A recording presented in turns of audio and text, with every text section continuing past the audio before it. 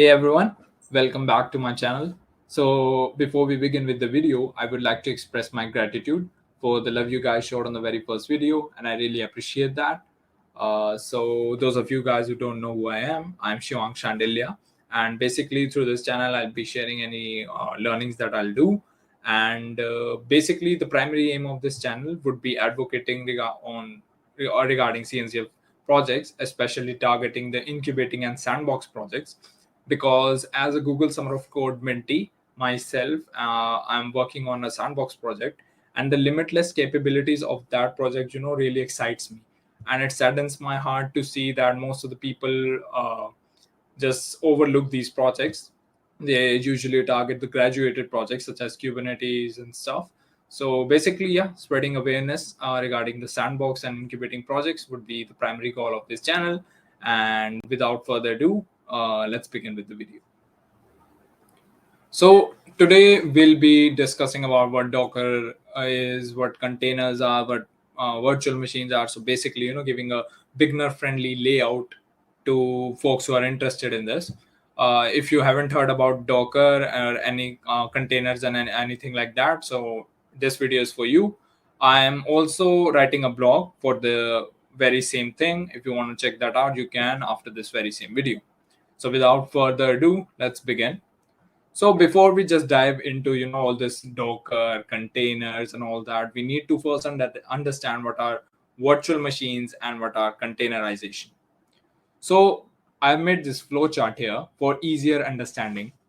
So basically, both virtual machine and containerization, they are both the ways of achieving virtualization.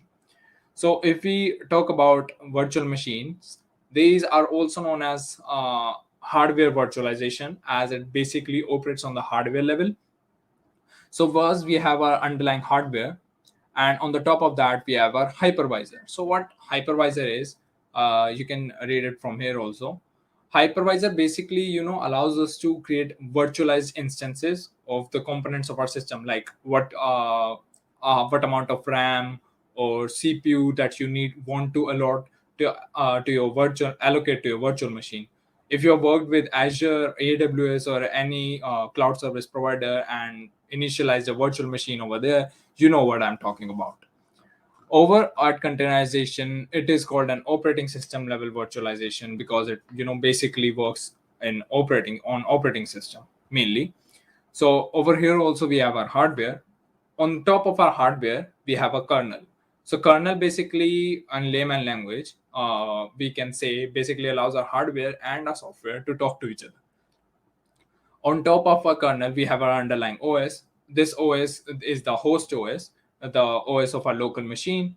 It's called the host operating system because all the containers or everything that is deployed on it, it is deployed on this operating system. Don't worry about if you don't know what containers is. We'll be talking about that later in this video. So that is our operating system. And on the top of the operating system, as you can see, we have our containers. So container, any number of containers here let's say we have 3 containers running. So this is containerization. So containerization is often regarded as the process of isolation of processes. And when I say isolation of processes, let's say let's deep dive why I'm saying this isolation of processes. So basically, as you can see, all the containers run on the same operating system. Like when you run applications on your laptop, all the, like, let's say you have opened 2 or 3 something applications, they are running on the same operating system, right? Similarly, containers are also running on the same operating system. But in the process of containerization, what happens? These applications are separated from each other. Although they have the same underlying operating system, these containers think that they are having their own operating system, and the other containers are having another different operating system, but in reality they all have the same operating system. So it basically creates blocks of these applications, separating them from each other. And it is also, they know that there are other containers running, but there need not be any connectivity between them. So this is the containerization in layman's language. We are not deep diving, just to get an idea what containerization really is. And coming back to virtual machines, so as I said, it is a hardware virtualization, basically, as it works on the hardware level.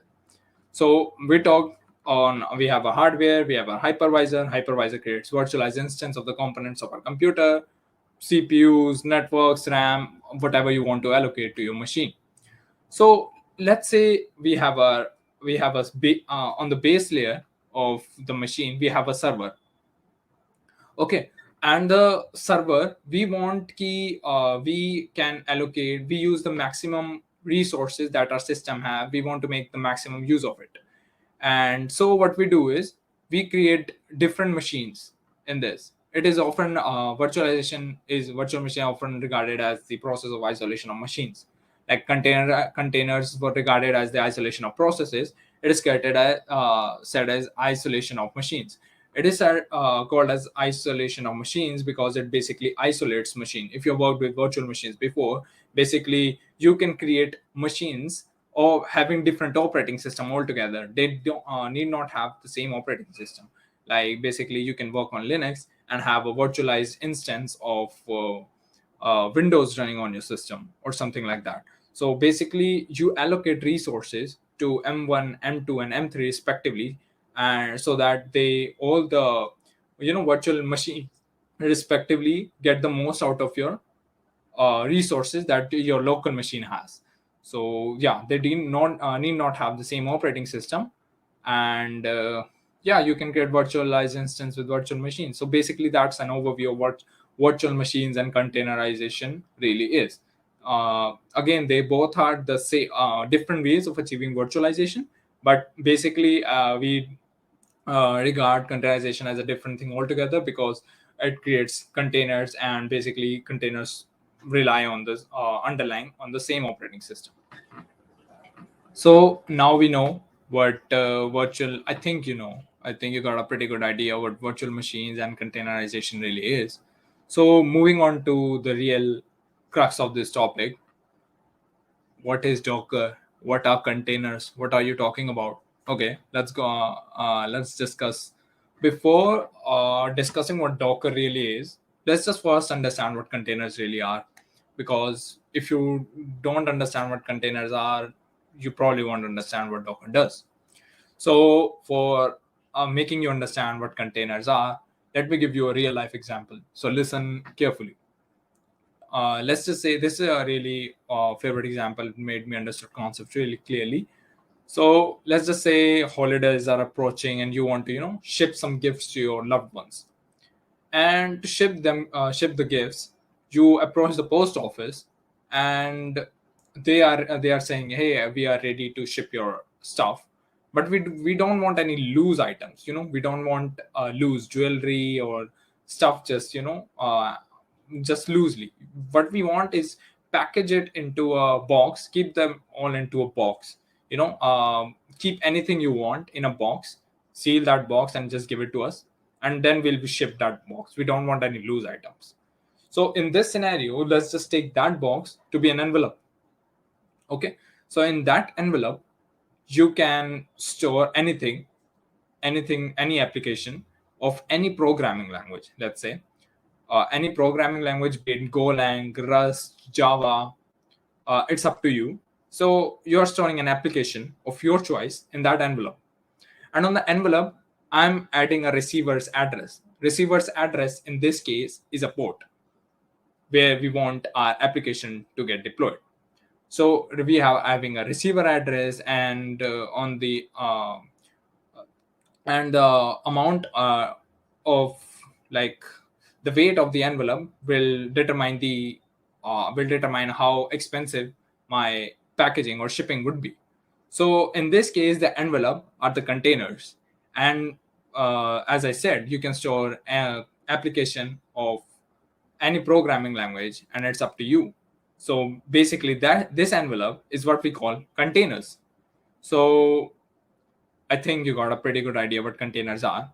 It's just a thing that it's just an example that I heard from somewhere, and it's like really good. Made me understand what containers really are. So how does Docker fit into all this? These containers and stuff. How does Docker play into all this? So Docker, what Docker really does is Docker basically helps you package these your application and lets you deploy it on a loosely isolated environment. Okay, so let's just say I'm building an application on my system and I can share it to my friend. Okay, he doesn't need to install, like, let's just say, let me give an example. I'm building a complex project which involves month stack and stuff, and I built a project. I Now what I can do with Docker is I can package that application that I made in Docker using Docker, and I can share that Docker uh, package to my friend. And what he can do is he just only needs to run that package on his system. He need not install any dependencies or any applications or any stuff. He just needs to run that Docker package on his system, and he'll be able to view what I made on my local machine. So that is where Docker comes in. It helps you package your application and helps you run it on a loosely isolated machine environment. Basically, Docker is an open platform, if we have to say. This open platform often helps us to ship, deliver, and run our applications, and basically helps to isolate your application from your infrastructure, so that you can basically deliver applications faster.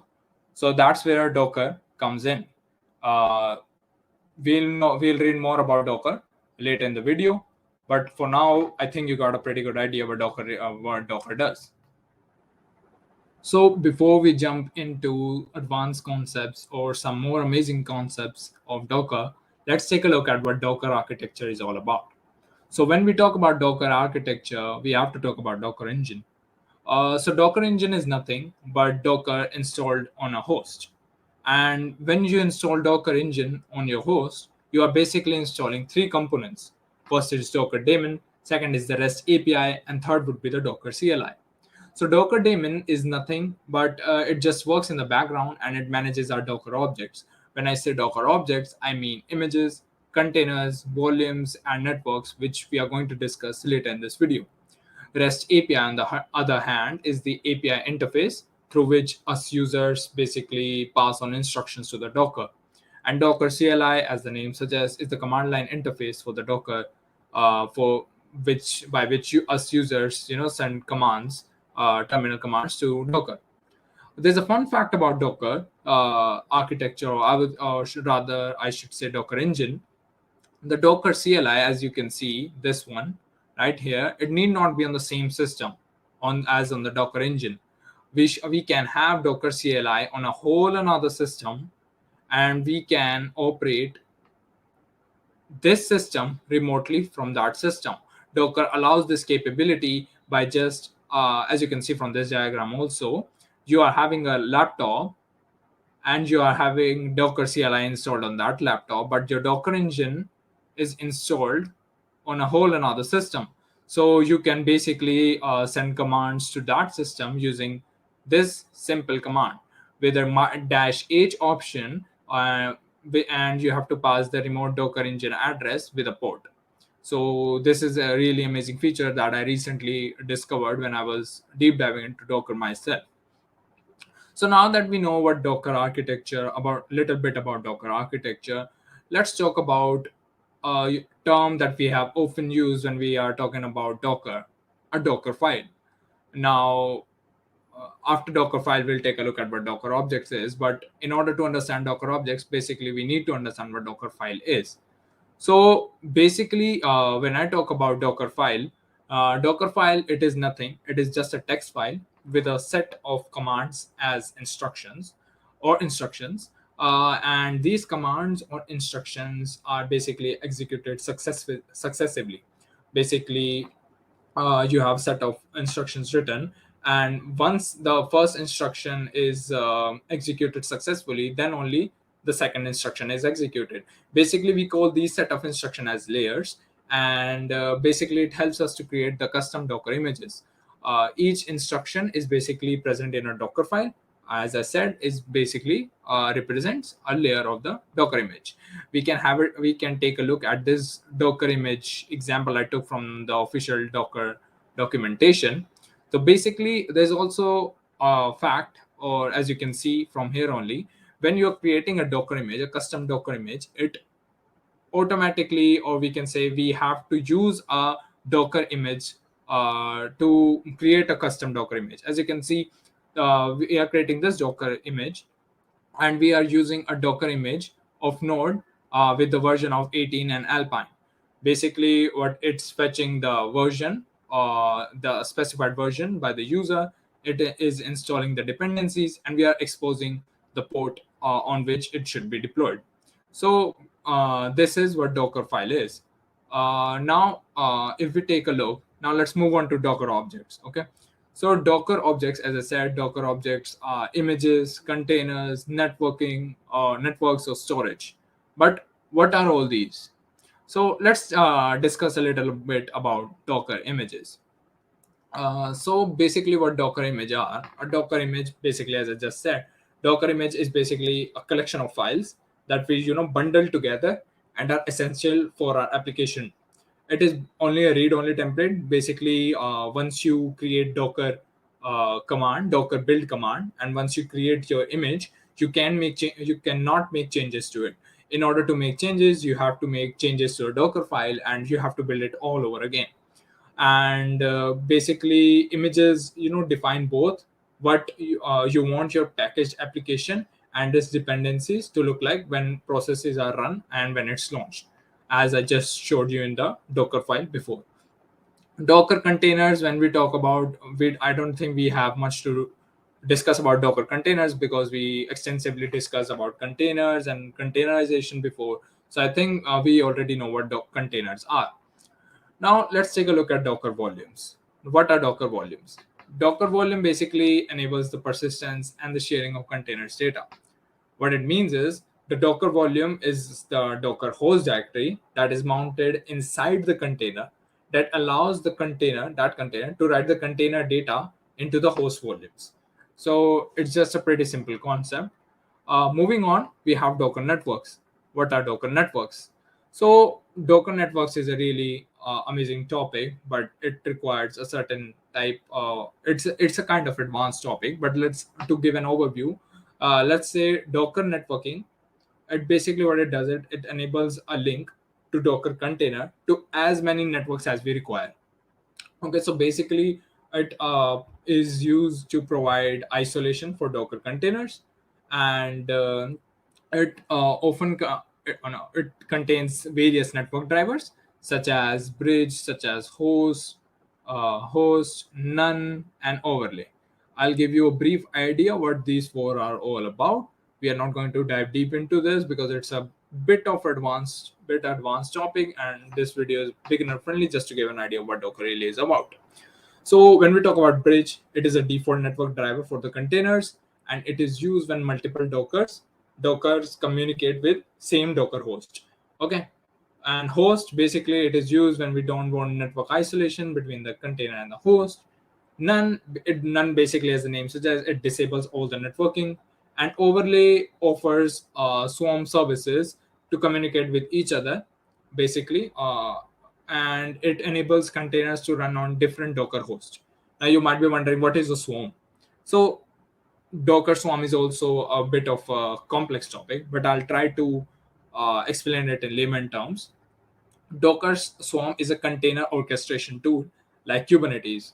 Most of you, I think, must have heard of what Kubernetes is all about. So it is a Docker's container orchestration tool inbuilt Docker Swarm, and what it is it is basically there are several worker nodes, and there is at least one manager node that oversees all these worker nodes, and the manager node is responsible for handling worker nodes resources and ensuring that the cluster basically operates efficiently. And I think this give you a basic idea. Basically, just worker nodes, and there's a leader or a manager node on top of that, and it basically ensures that the resources handled by the worker nodes are running efficiently and the cluster is operating efficiently. That's basically what Docker Swarm really is, but we won't dive deep into that. So yeah, that is all about Docker objects. We have covered images. We covered containers extensively. I think containers shouldn't have any problem with the networking and storage. So I think we are pretty good with Docker objects. So now we have talked about what Docker images is, Docker containers are, Docker networks, Docker volumes, Docker objects in general, and what Dockerfile is all about. But we haven't talked about storage. So have you ever wondered, like, I'm making all these images or containers, volumes, where are they being stored in my on my host, on my local machine? Where are they being stored? So on your this is where Docker storage drivers comes into play.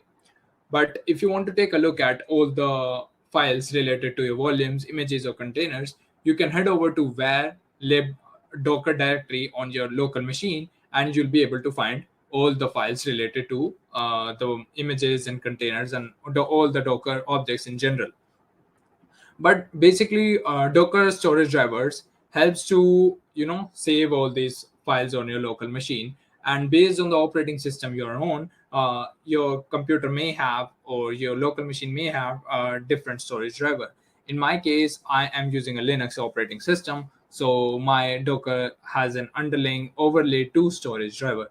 So as you can see, there are different storage drivers such as overlay 2, OFS, BRTFS, device manager, VFS, and ZFS.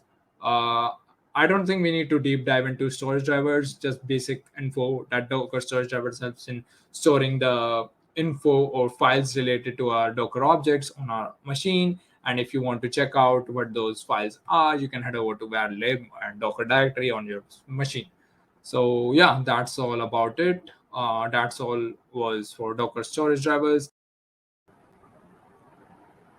So now that we have looked at Docker images, we have got a pretty good understanding of Docker images, Docker containers, Docker objects in general, Docker file, and everything, right? So now it's time to do some hands-on, get our hands dirty with some command with some Docker CLI.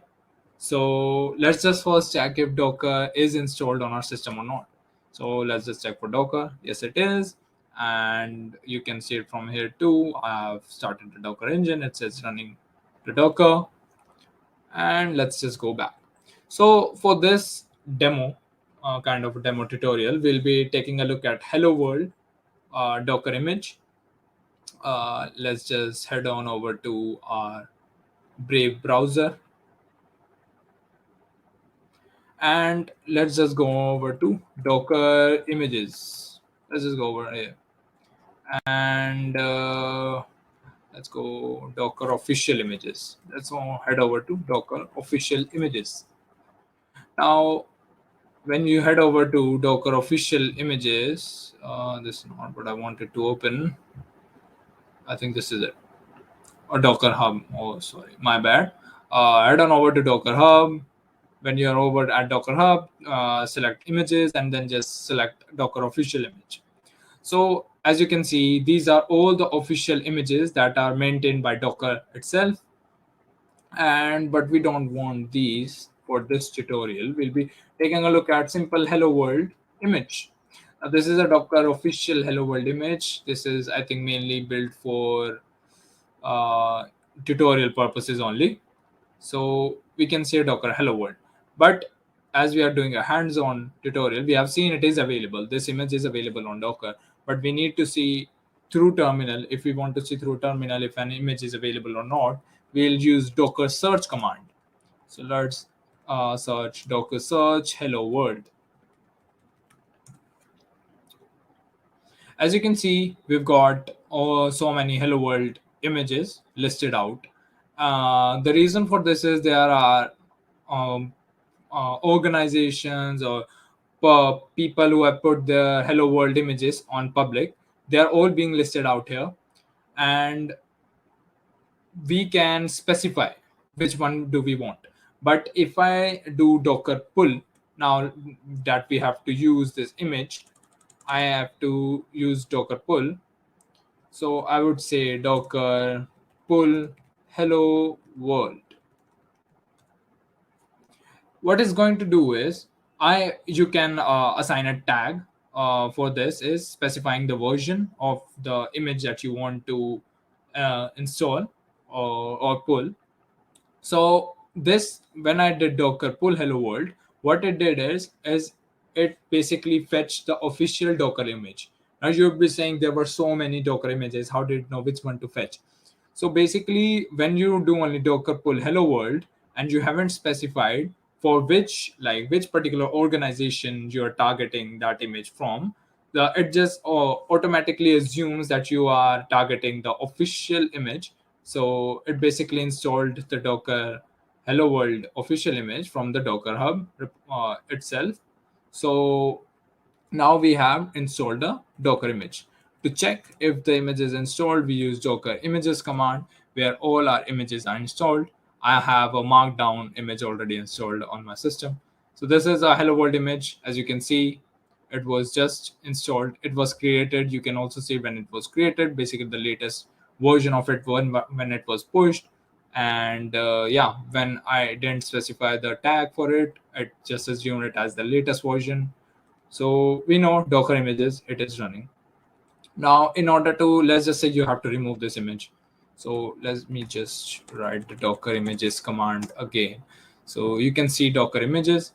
Now there are two ways you can do this. You can do docker rmi. Rmi is basically to remove the image. As if you work with the terminal commands, you know rm is the remove command, but and we are using rmi. You can take think of it as a remove image command.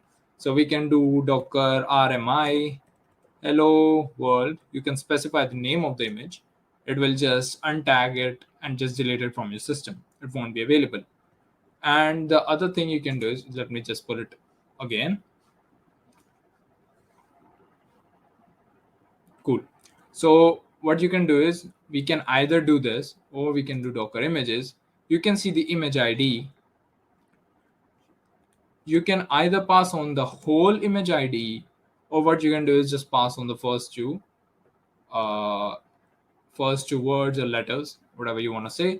Docker rmi 9c, it does the exact same job.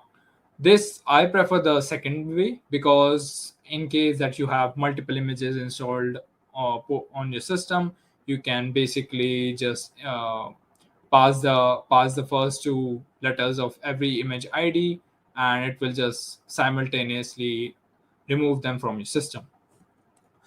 Let's just pull this back again.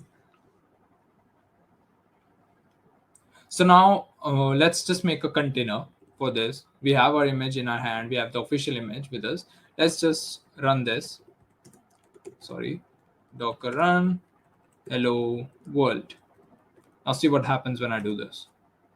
See, this is a message that was pre-built by Docker whenever someone ran the docker run hello world image.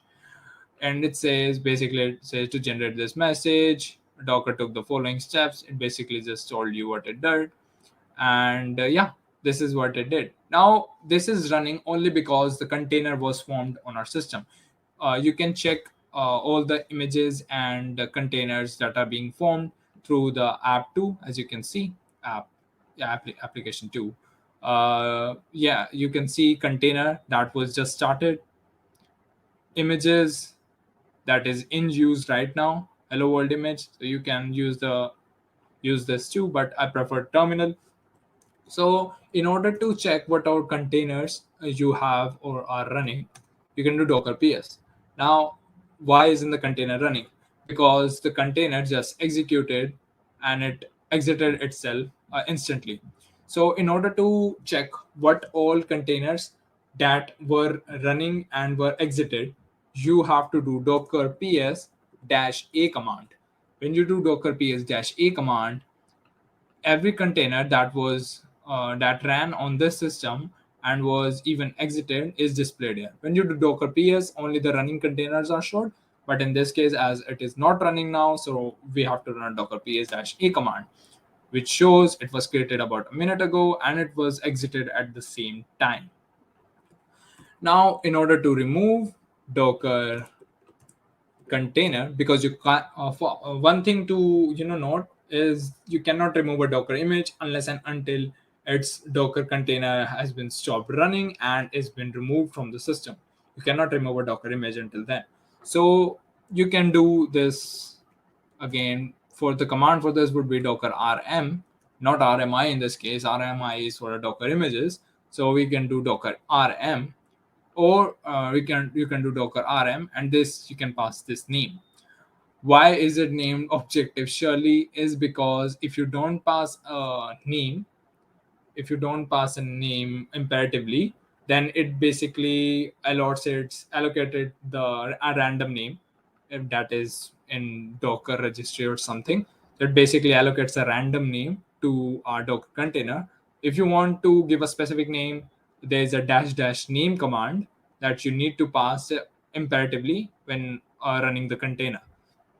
So we can do docker rm, and we can pass on this name objective surely.